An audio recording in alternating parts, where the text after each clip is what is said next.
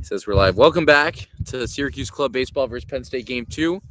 Game's not just starting yet. I'm going to do play-by-play for you this game. Jared Strumminger, Jacob Robon will be doing color commentary. We're just going to make sure the mic works because we had a little technical difficulties. Perfect. All right. Stream's now started. We're going to go on mute for a little bit, and we'll come back to you right before first pitch with the opening lineups. Thank you.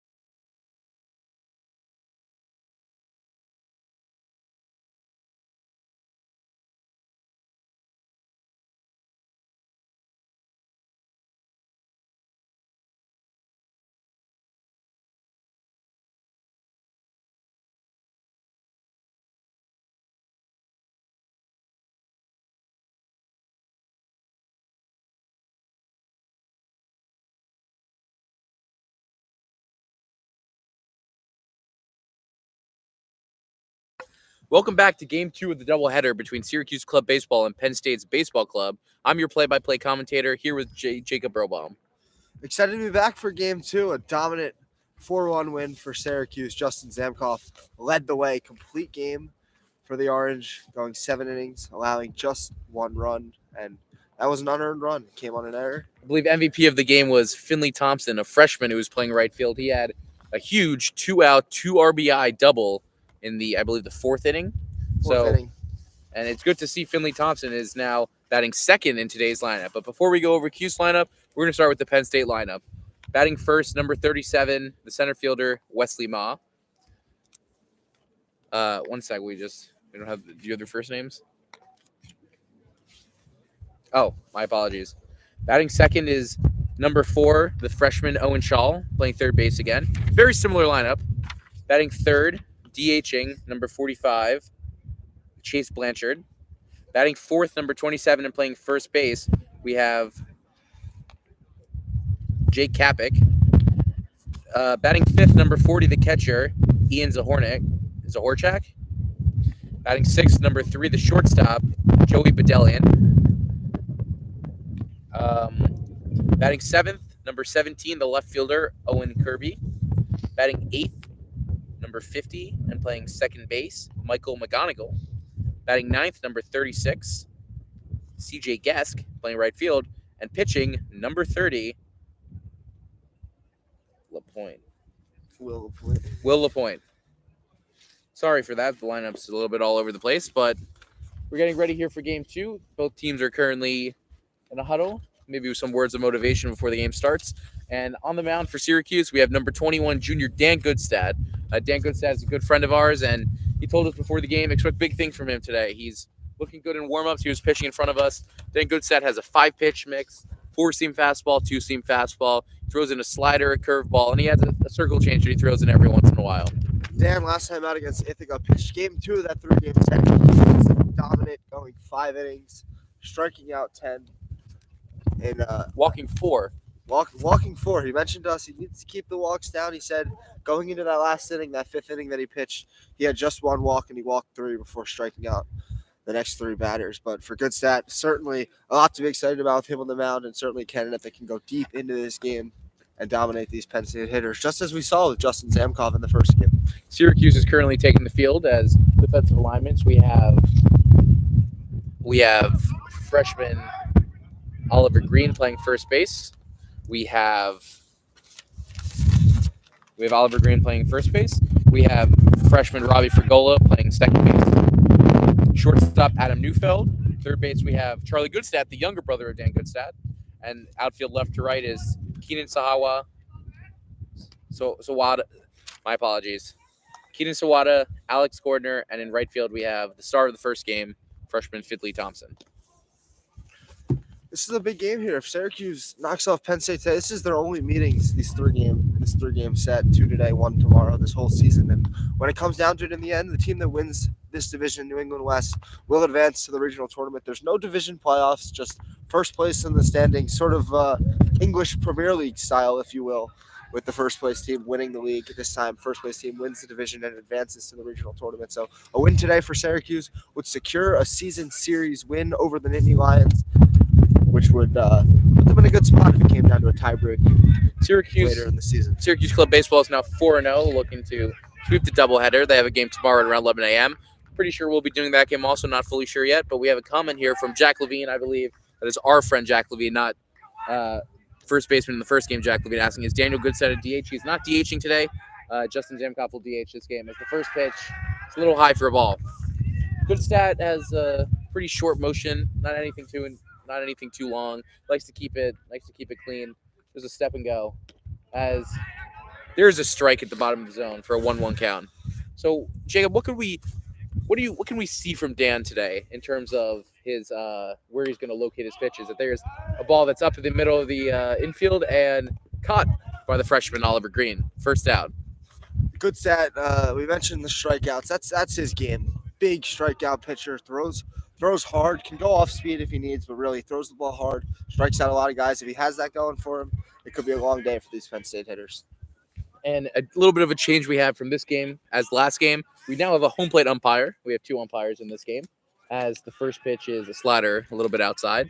We're going to see how the dynamic changes now with 2 umpires, as there's a fastball a little bit high. And Goodstad is a very, very characteristic pitcher.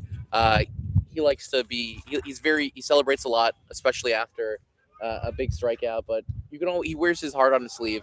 You know what he's feeling at all times, and he's super locked in right now. And this is just his second collegiate start. Last weekend he made, or not last weekend, I apologize. A little bit, almost a month ago at this point, made his first collegiate start against Ithaca, and getting his second start today. Obviously, last one went well for him, and hoping for more of the same today. In his career, only four games, only 4 appearances, but 5 1/3 innings pitched, just 5 hits allowed, and he's not allowed an earned run. There's a strike across the knees for a 3-1 count to the second batter, Owen Shaw. As looks like the ball was low, Dan Goodstad walks Owen Shaw on 5 pitches, and now batting we have the DH, Chase Blanchard.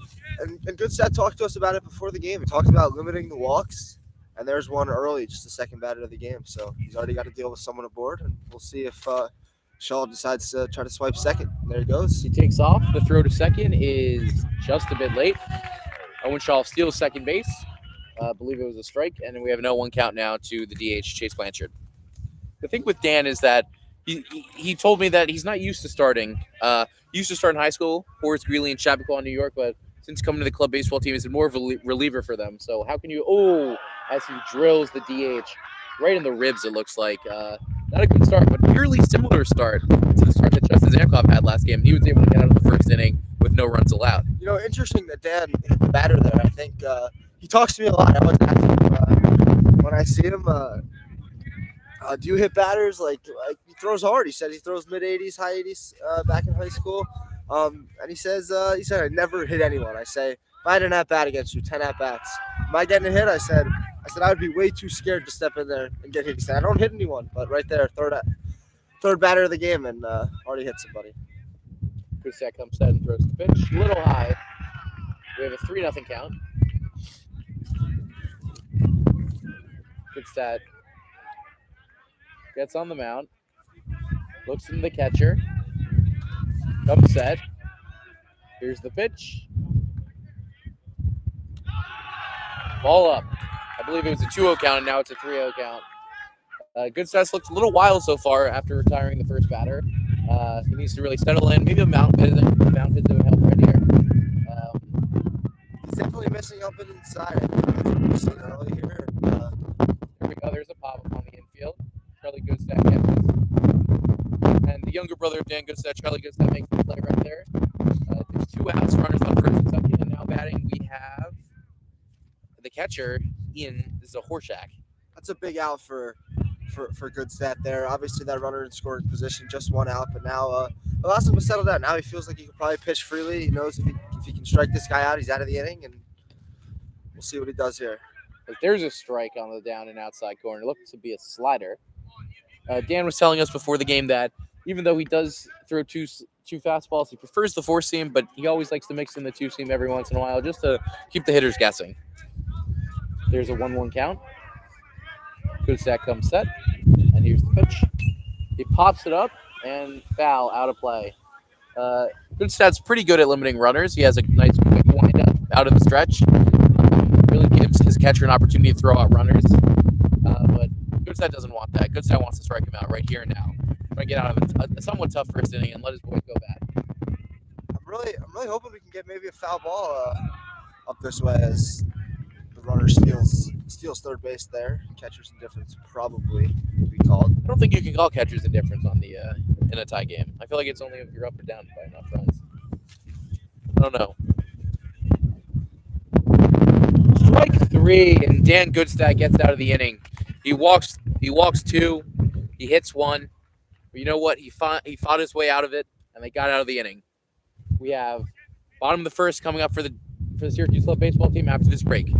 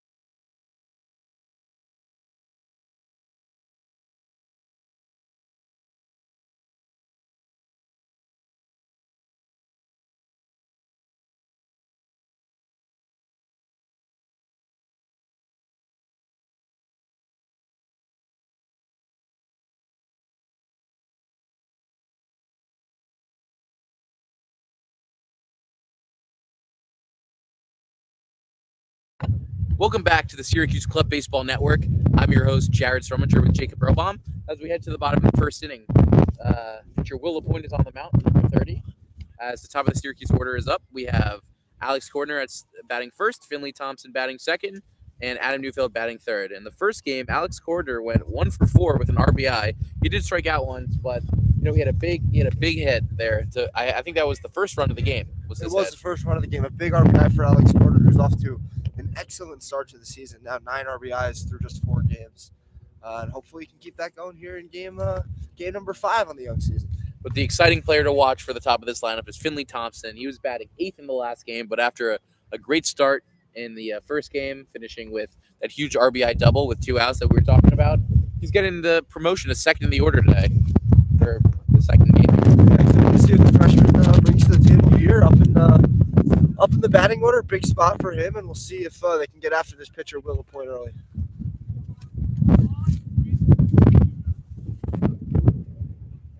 Catcher Ian Zahorchak is out to the mound to talk to the pitcher. As he heads back, Alex Cordner gets in the box, and he's set, ready to go.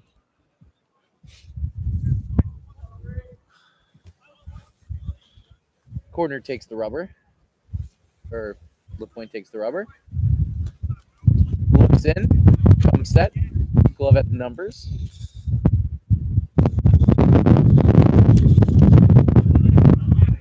Fires it up and inside for the ball for the first pitch of the game.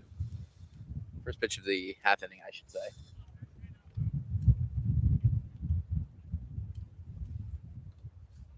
Here's the pitch. Foul ball. Cordner looks a little behind on it. Just really fouled down in the ground, and maybe just his timing's a little off. I think the key for Syracuse in this one, it took them a little while to get going last game. They didn't bring in a run until the 4th inning. They didn't have a base runner until the 3rd inning. So I think for Syracuse, just settle in early, see if they can maybe work a walk, work this guy's pitch count, and see if they can go from there. As that's in the dirt for a 2-1 count.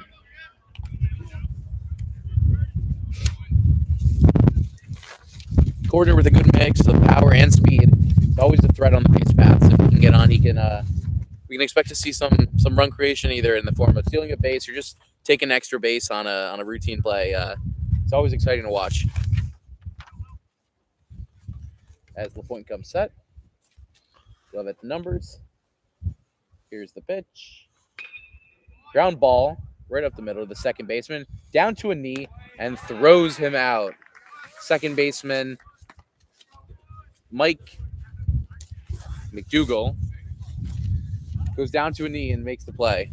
Really strong play there. Keeps the ball in front of him. You mentioned him going down to a knee, and it's just smart, steady baseball. He knows he's got a little bit of time. He doesn't have to rush to throw. He sets himself up to just make the play first and then make the throw. And a good start for the Nittany Lions here to start the bottom of the first. Here's LaPointe with the pitch. Ball's down for 1-0 count early here in this game. Infield is eerily similar to last game. Michael McGonigal playing second base. Joey Badillion starting again at shortstop. Jake Kapik now, the junior, is coming in, the first baseman.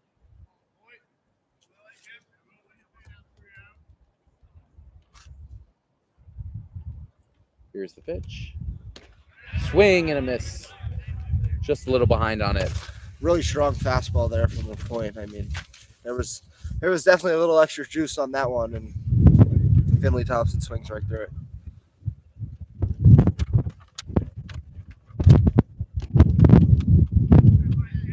Pull down. I think we have a 2-1 count here to Finley Thompson. Finley, as we mentioned, had a big hit in the first game. Other than that, he went 1 for 2 with 2 RBIs. He drew a walk, but also did strike out in his first start of the season.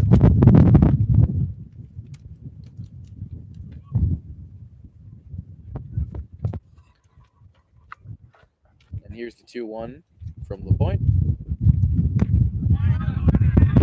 There's a strike, 2-2 count. LaPointe looks to be throwing a little harder than Game 1 starter Nick Kabat. But you know what? In this league, you're going to face pitchers of all speeds, of all different arm angles. You just got to be able to adjust, right? As there's the ball in the dirt. I believe it was that was a full count.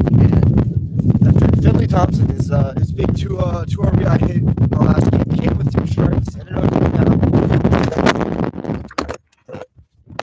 Again here, Thompson gets it into a 2-strike count. He sees the pitch, takes his walk. Just really good piece of hitting by the youngster. And that's why he's been brought up to second in the lineup, because he's able of drawing at bats like that, working the count full and drawing a walk.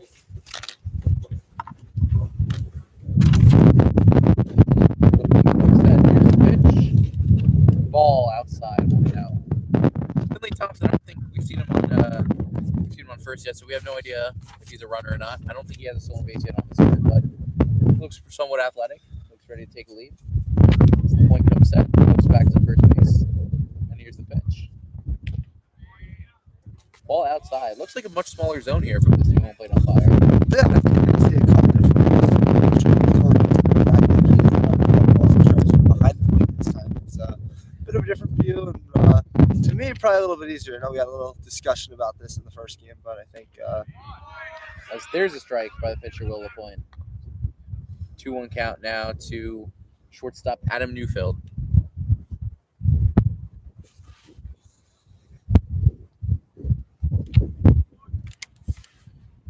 Here comes the pitch. Fouled back by Newfield. It looked like he got a good cut at that one. Maybe just a little bit behind it. He fouled it straight back. Definitely a good cut at that one. Newfield, a 283 hitter last season. Definitely a solid number, but a number that I'm sure he wants to improve on, and I think certainly can do so this year. LaPointe looks the runner back at first. Then comes set. Takes the deep breath. Here's the pitch. Strike. Swing and a miss, and that's strike 3 for Will LaPointe and Adam Newfield. That's an early strikeout here. Second strikeout. First strikeout for Will LaPointe. Now batting is a cleanup hitter and the freshman, Oliver Green. Oliver caught the first game of the series, but he's playing first base this game instead of Jack Lee. Jack Lee was getting a rest after the first game. Usual starting first baseman Jason Weiss is on the injured list. Will LaPointe we're wishing a speedy recovery once again to Jason Weiss. So Jason Weiss suffered that injury playing flag football, but the play on which he injured his shoulder was one of the best catches I've ever seen. Slider.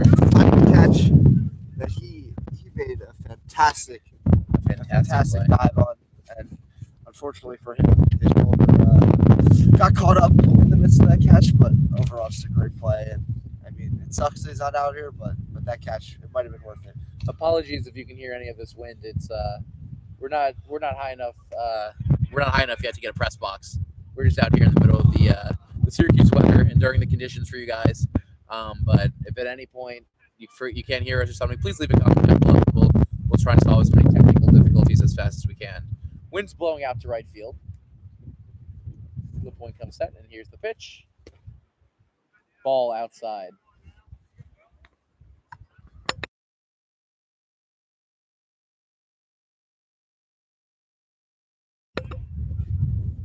Oliver Green. Somewhat close stance. Battling here. Here's the pitcher. There's a strike at the top of the zone, it looks like.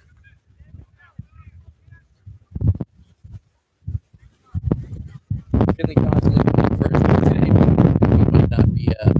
they might not be able to time him up yet. He might not be moving anywhere. But again, it's only the first inning.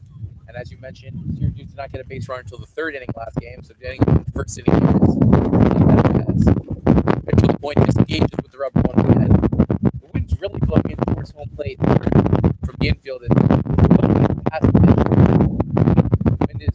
Wind is not doing good right now. Steps off. Wins for Takano. It is certainly a windy day here. I mean, we got our papers here; they're blowing all over. I'm just fighting to keep my papers alive here. Here's the pitch from LaPointe. And he gets him looking. Strike 3. Will LaPointe strikes out Oliver Green. He slams the bat on the ground. A little disappointed in himself, but I think that's something mental note for the next at bat. I think Oliver Green can put something in play. absolutely for Green, but for the freshman, he's gotta stay positive. Can't get his head down after at bats like that, and just get ready to play defense and look forward to the next at bat. After an early base runner, Syracuse goes down in order as we have a 0-0 game at the end of the first. We're going to take a quick break and we'll be back for the top of the second.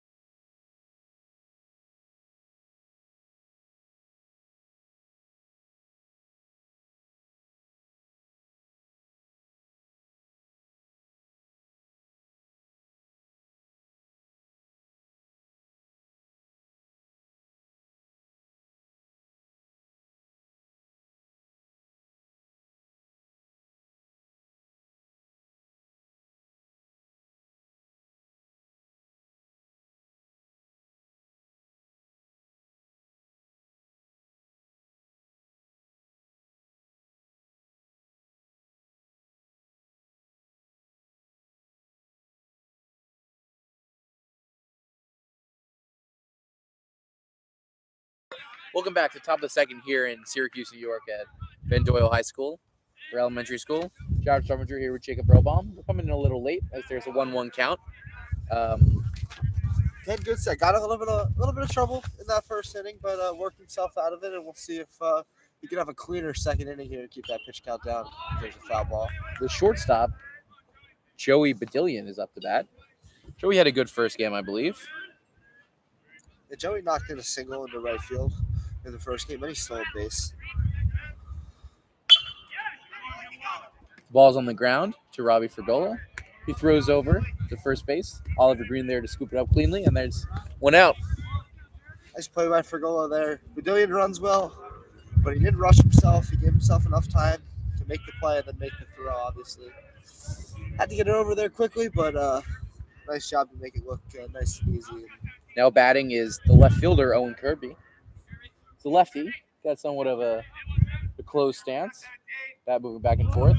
Goes to square to bunt. Pitches high and away. Pulls back just in time. This Penn State team, they bunted a couple times back in that first game. I wonder. Zamkoff did a nice job making some plays. We'll see if they attack with some bunts again. That ball's on the ground to Robbie Fergola again. He fielded on one hop and throws out Owen Kirby. That's two early plays there for Robbie. And as we were highlighting in the first game, Robbie Fergola is known as a good defender, and he made it shown good with a nice clean play with the leather there.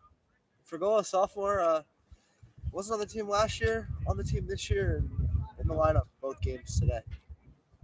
Good stat with the curveball in the dirt, 1-0.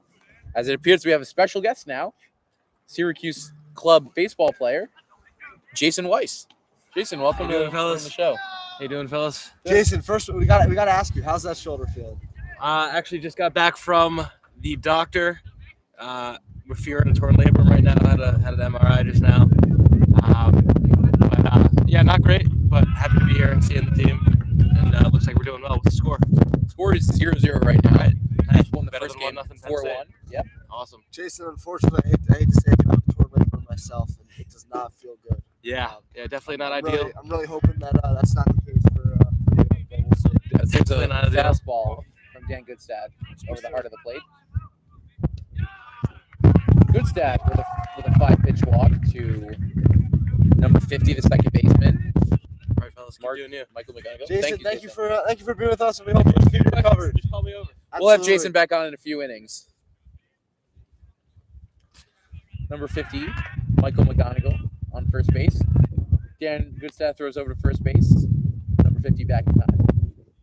Now batting is the right fielder, CJ Gaston. Gaston did not start the last game. Oh, and McGonigal takes off and he threw him out. The Syracuse catcher, Nick Shea, the freshman, throws out Michael McGonigal on his way to second base. Tremendous throw out by Nick Shea and Syracuse. A much cleaner inning there for Goodstad. Much cleaner. Other than that one walk, he looked really good. He got 2 strikeouts, and it was a really good inning for him.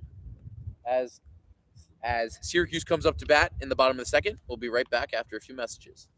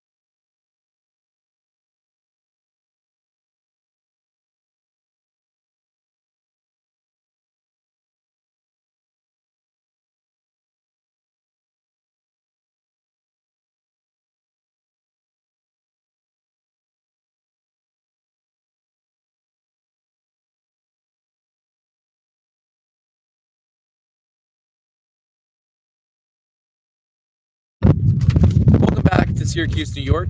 Jared Strominger, Jacob Robaum, as Syracuse gets set to bat in the bottom of the second inning. Leading off is number 18, the third baseman, Charlie Goodstad. As we mentioned, on the mound today. Oh, our good friend Jason Weiss is now the first base coach. Good start for Charlie's brother. On the mound, we'll see if Charlie can get the Syracuse offense started. Both Goodstads, as we mentioned, are from Chappaqua, New York. Originally went to Horace Greeley High School. Charlie with a somewhat open stance. Swings the bat a little bit over his head as he's laid on a fastball by Will LaPointe. LaPointe dominated really in the first inning. He avoided he gave up, I believe, a single to Finley Thompson. But other than that, he really shut down the Cuse lineup, striking out the last two batters. There's a strike on the outside corner too. Charlie won at that last game, but a strikeout. He struck out a couple times against Ithaca as well. So we'll see if he can put something in play here and get himself a base hit to get his season going. LaPointe nods in, comes set, and here's the pitch. Low and outside for a ball. 1-2 here. Goodstad doesn't necessarily have a lot of power, but he's a guy who likes to put the ball in play. He's been a little cold recently striking out, but I know him well, and I know he likes to put the ball. Not a huge power guy, but he'll slap some singles. Very early there on a slider and strikes out. Now batting, we have the DH starter of the first game, Justin Zamkov. Justin had a great game pitching through a complete game. Only allowed one run. I believe it was an unearned run, or was it an earned run? It was an unearned run. Was it an unearned run? Shortstop Alex Dufeld, but a really, really strong outing on the mound, and we'll see if he can make some contributions offensively. What Justin also did was he laid down a bunt. It was a sacrifice bunt that got runners to second and third, which set up the Finley Thompson RBI double. So as we can see, he's not a selfish player. Justin's not afraid to lay down the bunt. I don't think he's going to lay down a bunt here with bases empty and one out, but I mean, you never know. I've seen crazier things before. There's a 1-0 count to Zamkov. Wind's still blowing in. The point has to step off, I believe. Not great conditions. The point stepping off quite a few times here. Just the wind is really, really swirling in. It's swirling right into his face because when you pitch, obviously, for a righty, you face that third base side as we're facing right now. We feel that wind coming right in our direction. And I can't imagine what's like as Jacob was talking, Zamkov drew the ball to the opposite field, and it was a great play by first baseman Jake Capping to stop that ball and get him out on the fly. Now batting for Cuse, we have the freshman catcher, Nick Shea, number 12. Shea with a very quiet stance, not much motion. Just keeps the bat resting on his shoulders. Shea made a great play to throw out a guy at second stealing last inning. As there's a first strike down the middle. If his play behind the plate's any indication of how he's going to be offensively, we should be in for a treat today.